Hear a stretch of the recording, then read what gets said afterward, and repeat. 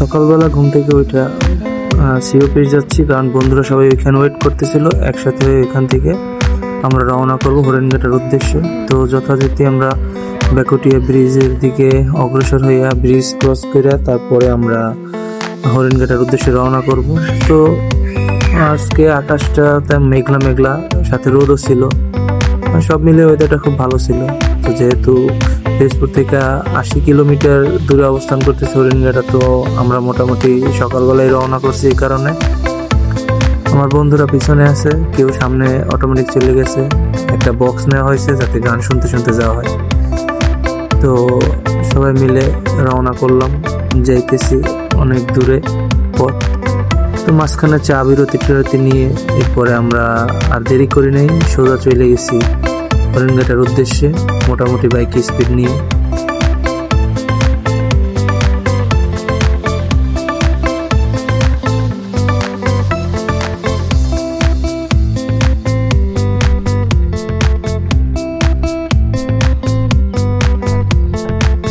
এরপর 2.5 ঘন্টা পর প্রায় 10টা সাড়ে 10টার দিকে আমরা হরিণঘাটা পৌঁছলাম।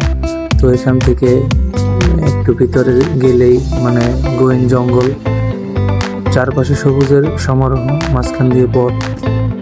আসলে ব্যাপারটা খুবই দারুণ ছিল এবং দেখতে খুবই ভালো লাগতেছিল, যার কারণে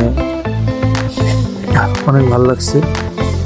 তো আমরা আমাদের মতো সবাই পৌঁছে গেলাম এখানে। তো মূলত এইখান থেকেই ট্রলার করে লালদিয়ার বন যাইতে হয়, চরে আর কি, যেখানে সবাই যায় সাগরের পাড়ে, যেখান থেকে পায়রা তাপবিদ্যুৎ কেন্দ্রটা অপোজিটে দেখা যায়।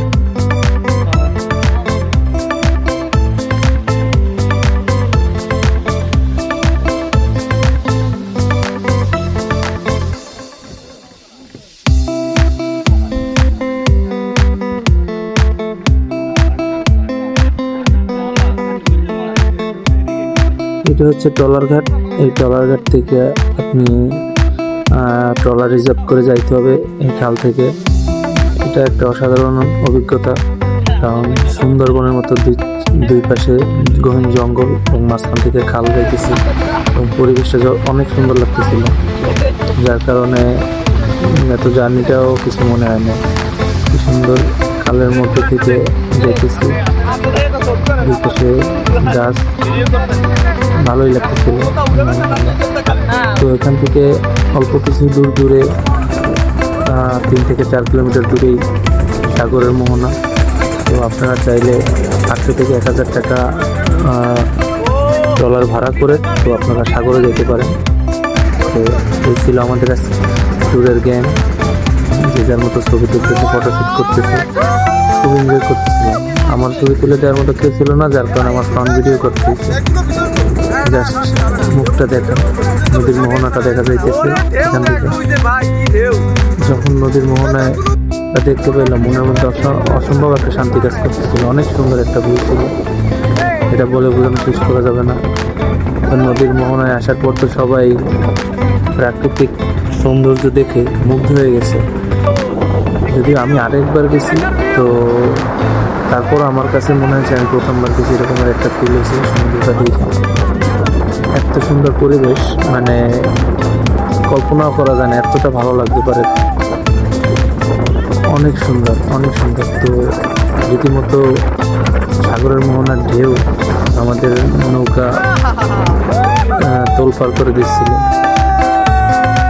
শুধু দেখেন একবার কত সুন্দর লাগতেছিল।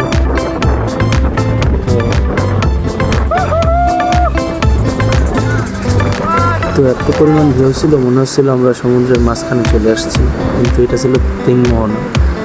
অসম্ভব সুন্দর পরিবেশ ছিল। তো যথারীতি আমরা ট্রলার থেকে নেমে পরিবেশ উপভোগ করতেছিলাম, আর যে যার মতো তার ফোনে ক্যামেরা বন্দি করতেছিল প্রাকৃতিক পরিবেশের দৃশ্য। আমরা যখন গেছি তখন অনেক জোয়ার ছিল সাগরে, যার কারণে ঢেউয়ের পরিমাণটা অনেক বেশি ছিল। তো আমরা ধীরে ধীরে বন জঙ্গলের মধ্যে আগাচ্ছিলাম। তো এবার ভাবছিলাম যে পুরো জঙ্গলটাই ঘুরে দেখবো ভিতরে, যত দূর যাওয়া সম্ভব। তো যেমন কথা তেমন কাজ, আমরা সেরকমই চিন্তা ভাবনা করেছি। তো ধীরে ধীরে সাগরের পার থেকে হাঁটা শুরু করলাম জঙ্গলের মধ্যে দিয়ে। তো হাঁটতে হাঁটতে অনেক দূর গেলাম। তো যত দূর আগাচ্ছিলাম সাগর তত ভয়ঙ্কর হচ্ছিল, এত সুন্দর লাগতেছিল, ভয়ঙ্কর সুন্দর যেটাকে বলে আর কি। প্রচুর পরিমাণে বাতাস, ঢেউ, আর পানি উঠে যাচ্ছিল। ম্যানগ্রোভ তো সুন্দরবনের অপোজিট সাইডে, যার কারণে পানি উঠে যায় পুরো জঙ্গলের মধ্যে। তো আমরা জঙ্গলের মধ্যে হাঁটতেছিলাম।